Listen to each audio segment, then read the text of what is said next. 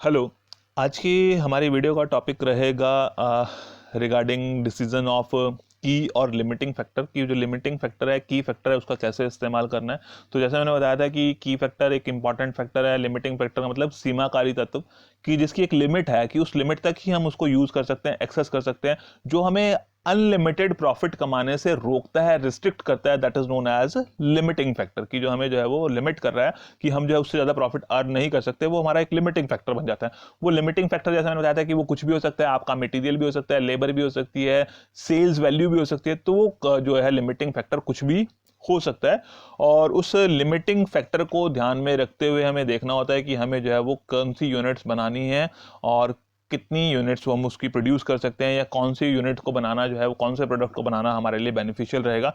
तो उसके रिगार्डिंग जो डिसीजन लेना होता है उसके बारे में हम आज की वीडियो में पढ़ेंगे, कि एक प्रैक्टिकल क्वेश्चन के हेल्प से आप उसको समझ सकेंगे कि उस लिमिटिंग फैक्टर का के बेसिस पर हम डिसीजन कैसे लेते हैं, क्योंकि उसके बेसिस पर हमारी प्रॉफिटेबिलिटी डिपेंड करती है। तो हमें देखना होता है कि जो लिमिटिंग फैक्टर है, उस लिमिटिंग फैक्टर पर जो है वो मैक्सिमम कंट्रीब्यूशन कैसे मिल रहा है। तो उस जिस पे जो है वो मैक्सिमम कंट्रीब्यूशन मिलेगा, उसके अकॉर्डिंगली जो है हम उसको प्रोडक्ट को एक्सेप्ट कर लेते हैं, जिसमें जो है वो कंट्रीब्यूशन पर लिमिटिंग फैक्टर जो है, पर unit of limiting factor maximum होगा, उसको हम एक्सेप्ट कर लेते हैं। तो इसमें देख लेते हैं कैसे इसको किया जाता है सॉल्व। तो एक क्वेश्चन है हमारे पास दिया हुआ, a company is producing two products. तो अब कंपनी जो है वो दो प्रोडक्ट्स बना रही है, A and B. The particulars of the company are as follows. Company के जो पर्टिकुलर्स हैं वो आपको इस तरह से दिए हुए हैं, यहाँ पे डिफाइन किए हुए हैं। और इसमें क्या कह रहा है कि particulars product A, product B, और ये जो एक्सपेंसेस हैं या आइटम्स हैं, ये आपके पास जो इन्फॉर्मेशन है वो पर यूनिट के हिसाब से दी हुई है। तो उसके लिए सेल्स भी दी है आपके पास, मटेरियल कॉस्ट दी हुई है दोनों प्रोडक्ट्स की, लेबर कॉस्ट है दोनों की, डायरेक्ट एक्सपेंसेस के बारे में इंफॉर्मेशन है, वेरिएबल ओवरहेड्स के बारे में इंफॉर्मेशन है, मशीन आर यूज्ड की उसकी एक यूनिट को बनाने के लिए मशीन के 3 घंटे लगते हैं, और प्रोडक्ट बी की एक यूनिट को बनाने के लिए मशीन को 2 घंटे लगते हैं। मटेरियल की कंजम्पशन प्रोडक्ट ए को बनाने के लिए 2 किलो है, और प्रोडक्ट बी को बनाने के लिए 3 किलो मटेरियल जो है वो उसमें यूज किया जाता है। Comment on profitability when following are the limiting factors, की आपके पास जो है वो लिमिटिंग फैक्टर्स अगर सेल्स पोटेंशियल इन यूनिट्स की, यूनिट्स में सेल पोटेंशियल जो है वो लिमिटिंग फैक्टर है, तब आप जो है वो क्या डिसाइड करेंगे। अगर जो है वो सेल्स पोटेंशियल वैल्यू की फॉर्म पे जो है, वैल्यू की फॉर्म में जो है वो लिमिटिंग फैक्टर है, तब आपका क्या डिसीजन रहेगा। रॉ मटेरियल अगर लिमिटिंग फैक्टर है, तब आप क्या कहेंगे कि कौन से प्रोडक्ट को बनाना चाहिए, ए को बनाए या बी को बनाए। और अगर जो है वो लिमिटिंग फैक्टर आपकी प्रोडक्शन कैपेसिटी है, तब आप जो है वो क्या डिसाइड करेंगे कि प्रोडक्ट ए को बनाना चाहिए या प्रोडक्ट बी को बनाना चाहिए। तो इसमें सिर्फ यही नहीं है कि उसी को बनाना चाहिए, तो कहने का मतलब कि उसकी ज़्यादा यूनिट्स बनाएंगे जो उस लिमिटिंग फैक्टर के पर यूनिट में जो है वो सबसे ज़्यादा कंट्रीब्यूशन दे रहा है। तो इसको सॉल्व कर लेते हैं। तो सॉल्व करने के लिए हमें क्या करना पड़ेगा, मार्जिनल कॉस्टिंग के अकॉर्डिंगली हम सॉल्व कर रहे हैं इस प्रॉब्लम को। तो मार्जिनल कॉस्टिंग के अकॉर्डिंगली स्टेटमेंट बनाएंगे, sales minus variable cost that is equal to contribution. तो हम कंट्रीब्यूशन पर यूनिट कैलकुलेट कर लेते हैं सबसे पहले। फिक्स्ड कॉस्ट के बारे में कोई इंफॉर्मेशन नहीं है, तो सिंपल हमारे पास जो है वो सेल्स दी हुई है, material cost, labour cost, direct expenses, variable overhead. तो ये सभी जो है वो वेरिएबल कॉस्ट का पार्ट आ जाएंगे। वेरिएबल कॉस्ट में इसको ऐड कर देंगे, sales minus variable cost, contribution per unit आ जाएगा। और उसके बेसिस पर जो हम देखेंगे कि पर यूनिट ऑफ लिमिटिंग फैक्टर जो है वो कंट्रीब्यूशन जो है वो किस में मैक्सिमम आ रहा है, उस प्रोडक्ट को हम जो है वो मैन्युफैक्चर कर लेंगे। तो अब इसका पर्टिकुलर्स और ये जो हमारे पास टेबल बना लेंगे हम इसको सॉल्व करने के लिए। तो पर्टिकुलर्स ऑन प्रोडक्ट ए और प्रोडक्ट बी, अगर आप चाहें तो प्रोडक्ट बी के ए के लिए अलग बना सकते हैं, प्रोडक्ट बी के लिए अलग बना सकते हैं। बट ये है कि अगर आप एक ही साथ बना लेते हैं प्रोडक्ट ए और बी का, तो प्रोडक्ट और ए और बी का दोनों का एक साथ बनाने से क्या है कि हमारा जो है वो टाइम और एफर्ट्स जो है वो बच जाएंगे। तो सबसे पहले पास सेल्स जो है वो हमारे पास 75 और 80 रुपीज़ दी हुई थी, तो सेल हमने लिख लिया है 75 and 80। Than less marginal cost. तो मार्जिनल कॉस्ट में जैसे मैंने बताया कि material cost, labour cost, direct expenses और वेरिएबल ओवरहेड्स, तो जितने जितने दिए हुए हैं उसके अकॉर्डिंगली हमने यहाँ पर लिख लिया कि मटेरियल कॉस्ट 15 एंड 20 दी हुई थी, 15 and 20, labour cost 20 and 15, labour cost 20 and 15, direct expenses जो है वो 10 एंड 12 दिए हैं, डायरेक्ट एक्सपेंसेस हमने लिख लिए 10 and 12। Then variable overheads 10 and 15, variable overheads भी 10 एंड 15। तो ये इंफॉर्मेशन हमारे को क्वेश्चन में दी हुई थी, इसके अकॉर्डिंगली हमने जो है वो टोटल मार्जिनल कॉस्ट निकाल ली। टोटल मार्जिनल कॉस्ट आ गई हमारे पास 55 एंड 62। तो जब आप इसका टोटल करेंगे मार्जिनल कॉस्ट का, तो ये आपके पास 55 एंड 62। अब हमारे पास जो है वो हमने कंट्रीब्यूशन निकालना होता है मार्जिनल कॉस्टिंग में। मैक्सिमम डिसीजन हमारे कंट्रीब्यूशन के ऊपर या पीवी रेशियो के ऊपर डिपेंड करते हैं, तो हम कंट्रीब्यूशन निकाल रहे हैं पर यूनिट। तो per unit contribution, per unit selling price 75 और per unit marginal cost 55, 75 minus 55 that is equal to 20 and 80 minus 62 is equal to 18। तो पर यूनिट हमारे पास कंट्रीब्यूशन आ गया है। अब हम देख रहे हैं कि जो लिमिटिंग फैक्टर है उस लिमिटिंग फैक्टर के अकॉर्डिंगली जो है वो हाईएस्ट कंट्रीब्यूशन कहां से मिलेगा। तो सबसे पहला जो हमारे पास कंट्रीब्यूशन ये जो लिमिटिंग फैक्टर है that is sales potential in terms of units, कि यूनिट्स की टर्म में जो है वो सेल्स पोटेंशियल हमारा जो है वो लिमिटिंग फैक्टर है। तो हमें देखना है कि पर यूनिट जो है वो कंट्रीब्यूशन किसमें मैक्सिमम होगा। तो कंट्रीब्यूशन पर यूनिट हमने निकाल रखा है। अगर यूनिट के हिसाब से देखा जाए तो पर यूनिट जो है वो प्रोडक्ट ए में जो है अगर उसकी एक यूनिट बेची जाती है, क्योंकि अगर यूनिट्स की फॉर्म में लिमिटेशंस है, यानी कि अगर हम कहें कि हम 10,000 यूनिट्स ही सेल कर सकते हैं, चाहे प्रोडक्ट ए की चाहे प्रोडक्ट बी की या दोनों की मिला के हम जो है वो 10,000 यूनिट्स सेल कर सकते हैं। तो 10,000 जो है वो एक लिमिटिंग फैक्टर हो गया सेल्स का इन terms of units. In terms of units बात करें कि 10,000 ही जो है यूनिट्स सेल की जा सकती हैं प्रोडक्ट ए की या प्रोडक्ट बी की। तो पर यूनिट हम देख रहे हैं कि कंट्रीब्यूशन जो है वो हमें देखना है कि पर यूनिट जो है वो किस प्रोडक्ट का कंट्रीब्यूशन ज्यादा है। तो पर यूनिट अगर देखा जाए तो 20 रुपीज जो है वो प्रोडक्ट ए का कंट्रीब्यूशन ज्यादा है और बी का जो है वो पर यूनिट 18 है। दैट मीन्स कि अगर जो है वो जो लिमिटिंग फैक्टर जो है वो sales in terms of units है तो हमारा प्रॉफिट रहेगा। हम जो है वो क्या डिसाइड करेंगे कि हमें ज़्यादा यूनिट्स जो है वो प्रोडक्ट ए की बनानी है, कि मैक्सिमम जितनी भी यूनिट्स हम बना सकते हैं वो हमें प्रोडक्ट ए की बनानी है। Then in terms of sales value, कि अगर सेल्स वैल्यू जो है वो हमारे पास जो है वो लिमिटिंग फैक्टर है तो हमें क्या देखना है कि पर यूनिट ऑफ पर रुपी ऑफ सेल, पर रुपी ऑफ सेल यानी कि पर यूनिट ऑफ लिमिटिंग फैक्टर हम निकालते हैं तो हमें देखना है कि कंट्रीब्यूशन पर रुपी ऑफ सेल जो है वो किस में ज्यादा है।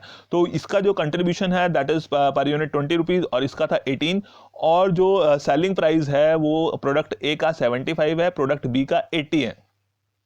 तो 20 divided by per unit of sale यानी कि 75 से उसको डिवाइड किया और यहाँ पर 18 को 80 से डिवाइड किया, इसका सेलिंग प्राइस जो है वो 80 रुपीज का है। तो 75 रुपीज में से 20 रुपीज कंट्रीब्यूशन मिल रहा है और 80 में से जो है हमें 18 रुपीज कंट्रीब्यूशन मिल रहा है। तो पर रुपी ऑफ सेल्स जो है यहाँ पे हमें 0.266 और यहाँ पर 0.225 जो है वो कंट्रीब्यूशन मिल रहा है। और यहाँ पर भी अगर देखा जाए तो प्रोडक्ट ए का जो कंट्रीब्यूशन है पर रुपी ऑफ सेल्स वो भी यहाँ पर ज्यादा आ रहा है। तो यानी कि अगर जो है वो लिमिटिंग फैक्टर जो है वो सेल्स जो है वो रुपीस की टर्म में जो है वो लिमिटिंग फैक्टर है तो अभी हमें जो है वो प्रोडक्ट ए को प्रेफर करना है। इन केस की अगर रॉ मटेरियल जो है वो हमारा यहाँ पे थर्ड, तो हमारे पास रॉ मटेरियल अगर हमारा लिमिटिंग फैक्टर है तो रॉ मटेरियल हमें देखना है कि रॉ मटेरियल की कॉस्ट कितनी आ रही है पर यूनिट या पर कॉस्ट नहीं, यहाँ पे इसके देखा जाएगा कि रॉ मटेरियल की कंजम्पशन कितनी हो रही है। तो रॉ मटेरियल जो है वो प्रोडक्ट ए को बनाने के लिए जो है वो 2 किलो मटेरियल चाहिए और प्रोडक्ट बी को बनाने के लिए जो है वो 3 kgs मटेरियल चाहिए। अगर हमने प्रोडक्ट बी की एक यूनिट बनानी है पर यूनिट के अकॉर्डिंगली दिया हुआ है तो एक यूनिट को बनाने के लिए 3 kg रॉ मटेरियल लगता है और प्रोडक्ट ए को बनाने के लिए 2 kg ऑफ रॉ मटेरियल आप कंज्यूम करते हैं। तो इसके अकॉर्डिंगली हम देख लेते हैं कि हमारा कंट्रीब्यूशन तो पर यूनिट इतना ही था, बट इसमें इसको बनाने के लिए प्रोडक्ट ए को बनाने के लिए जो मटेरियल यूज होता है दैट इज 2 kg। तो इसमें हम क्या निकालेंगे कंट्रीब्यूशन पर kg ऑफ मटेरियल यूज्ड की पर यूनिट ऑफ लिमिटिंग फैक्टर। ये आपने ध्यान रखना है कि जब भी लिमिटिंग फैक्टर का क्वेश्चन आएगा तो आप क्या निकालेंगे कंट्रीब्यूशन पर लिमिटिंग फैक्टर। तो यहां पर लिमिटिंग फैक्टर है रॉ मटेरियल और रॉ मटेरियल को आप मेजर कर रहे हैं इन टर्म्स ऑफ kg, तो यानी कि per kg of material use, per kg of raw material used वो आपने कंट्रीब्यूशन यहां पे लेना है। देन 20 divided by 2 kg that is equal to 10 और इसके लिए निकालते हैं तो इसमें 18 डिवाइडेड बाय 3 kg इसमें मटेरियल यूज हो रहा था तो 18 divided by 3 kg that is equal to ₹6 per kg of raw material. तो अब यहाँ पर जो है वो इसका 6 रुपीज आ रहा है कंट्रीब्यूशन पर kg ऑफ रॉ मटेरियल, इसका कंट्रीब्यूशन जो है वो 10 रुपीज आ रहा है पर kg of raw material. That means कि प्रोडक्ट ए को हम मैन्युफैक्चर करेंगे, प्रेफर करेंगे अगर जो है वो रॉ मटेरियल लिमिटिंग फैक्टर है, क्योंकि पर kg ऑफ रॉ मटेरियल जो है यहाँ से ए से जो है हमें मैक्सिमम या हाईएस्ट कंट्रीब्यूशन मिल रहा है। एंड फोर्थ जो हमारे पास था प्रोडक्शन कैपेसिटी। तो प्रोडक्शन कैपेसिटी जो है वो हमारे पास या तो इन टर्म्स ऑफ यूनिट्स जो है वो हो सकती है कि लिमिटेड है, या फिर जो है वो मशीन आवर्स के बेसिस पर कि कितने घंटे जो है वो हमारी प्रोडक्शन कैपेसिटी है कि हम जो है वो इतने घंटे काम कर सकते हैं, या मशीन आवर्स जो है वो मशीन इतने घंटे काम कर सकती है, तो वो हमारी प्रोडक्शन कैपेसिटी की कितने घंटे वो मशीनरी वर्क कर सकती है। तो इसमें हम क्या करेंगे कि प्रोडक्शन कैपेसिटी के अकॉर्डिंगली अगर लिमिटिंग फैक्टर है तो हम निकालेंगे उसको मशीन आवर्स के बेसिस पर। किसके बेसिस पर देखेंगे? मशीन आवर्स के बेसिस पर कि यानी कि पर मशीन आर कंट्रीब्यूशन जो है वो कहाँ पर हाईएस्ट आ रहा है। तो वो प्रोडक्शन कैपेसिटी की अगर वो मशीन आवर्स के बेसिस पर डिपेंड करती है कि कितने मशीन का आवर्स जो है वो टोटल आप उसको यूज कर सकते हैं। तो उसमें कंट्रीब्यूशन पर आर, तो कंट्रीब्यूशन पर आर यानी कि कंट्रीब्यूशन पर यूनिट तो 20 था और इसका 18 था, और इसको बनाने के लिए मशीन के 3 घंटे लगते हैं प्रोडक्ट ए को बनाने के लिए, और प्रोडक्ट बी को बनाने के लिए मशीन के लगते हैं 2 आवर्स।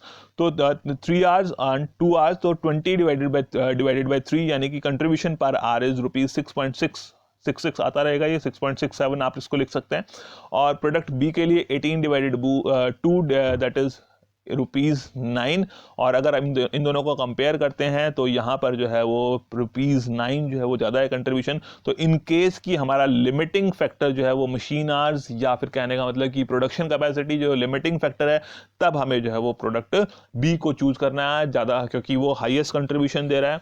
तो यानी कि हमें मैक्सिमम यूनिट्स जो है वो प्रोडक्ट बी की मैन्युफैक्चर करनी है। तो वो डिपेंड्स कि हमारा लिमिटिंग फैक्टर क्या है। अगर जो है वो यूनिट्स में है, सेल्स में, तो प्रोडक्ट ए को प्रेफर करना है। रुपी ऑफ सेल्स, रुपीज में जो है वो सेल्स लिमिटिंग फैक्टर है, तब भी प्रोडक्ट ए प्रेफर किया जा रहा है।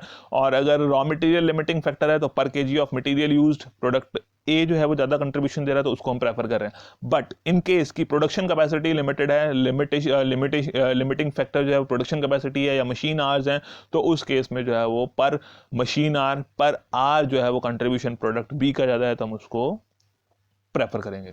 तो ये आपको देखना है कि कौन सा फैक्टर जो है वो आपका लिमिटिंग फैक्टर है, और उस लिमिटिंग फैक्टर के लिए आप क्या करेंगे, कंट्रीब्यूशन पर लिमिटिंग फैक्टर आप कैलकुलेट करेंगे। क्या करेंगे, कंट्रीब्यूशन पर लिमिटिंग फैक्टर। उसके लिए क्या करना होता है, उसकी मतलब उसकी प्रॉफिटेबिलिटी मेजर की जाती है बेसिकली इस तरीके से।